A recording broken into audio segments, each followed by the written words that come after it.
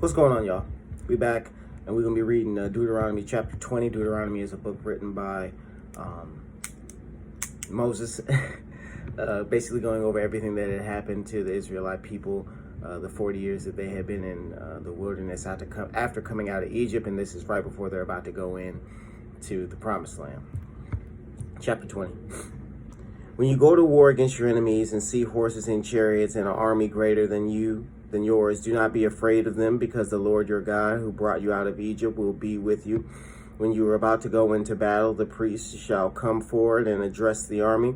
He shall say, "Hear, O Israel, today you are going into battle against your enemies. Do not be faint-hearted or afraid. Do not be terrified or give way to panic before them, for the Lord your God is one who goes with you to fight for you against your enemies to give you victory." The officers shall say to the army, "Has anyone built a new house and not dedicated it? Let him go home, or he may die in battle, or someone else may dedicate it. Has anyone planted a vineyard and not begun to enjoy it? Let him go home, or he may die in battle and someone else enjoy it.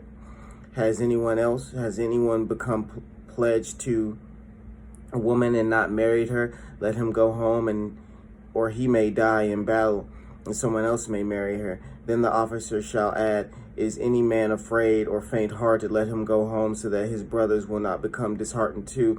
When the officers have finished speaking to the army, they shall appoint commanders over it. When you march up to attack a city, make its people an offer of peace. If they accept and open their gates, all the people in it shall be subject to forced labor and shall work for you. If they refuse to make peace and they engage you in battle, lay siege to that city. When the Lord your God delivers it into your hand, put to the sword all the men in it. As for the women, the children, and the livestock, and everything else in the city, you may take these as plunder for you yourselves, and you may use the plunder the Lord your God gives you from your enemies.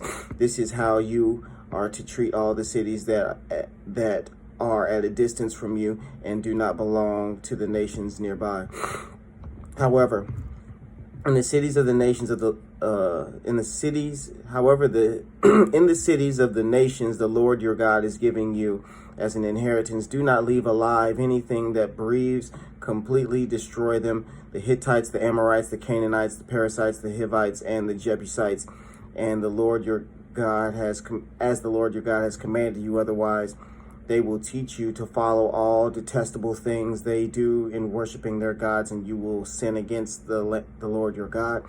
When you lay siege to the city for a long time, fighting against it to capture it, do not destroy its trees by putting an axe to them, because you can eat their fruit. Do not cut them down.